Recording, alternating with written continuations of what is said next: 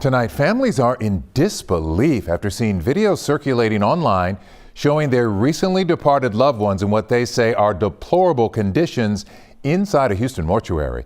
One of the people taking that video was then reportedly stabbed by a mortuary employee. That led to an investigation by HPD and the Texas Funeral Service Commission. Those bodies have since been moved from Richardson Mortuary, that's on the southwest side, and taken to other funeral homes. Maria Aguilera has been talking to families and the authorities about this bizarre case. She joins us live. Maria?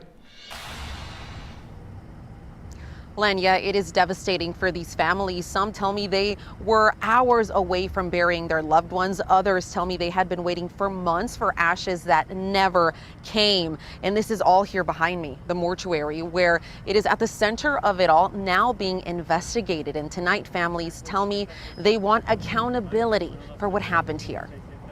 A disturbing discovery. It's hurtful. I knew something wasn't right. Houston police investigating two scenes at the South Houston mortuary. There were bodies laid out on the ground and on cardboard. Bodies of people who were already deceased to be cremated or prepared for funerals. I feel hurt because they have not one, but they have two of our family members, my mother and my uncle. Tamara Magruder Crooks had a bad feeling ahead of her mother's funeral set for tomorrow. She says after repeated issues with the owner of Richardson Mortuary, she and her brother went to see for themselves.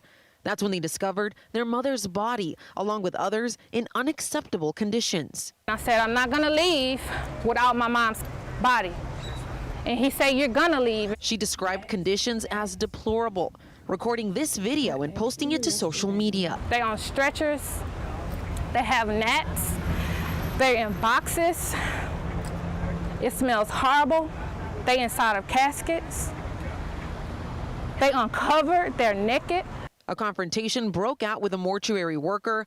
Tamara's brother was stabbed and rushed to the hospital.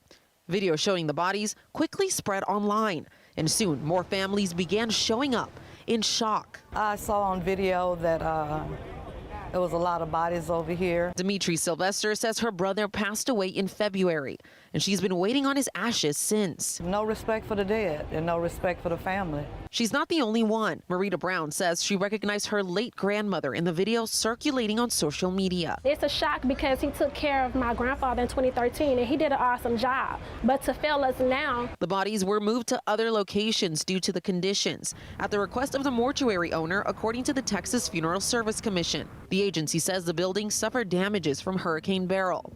This leaving grieving families to relive their loss all over again.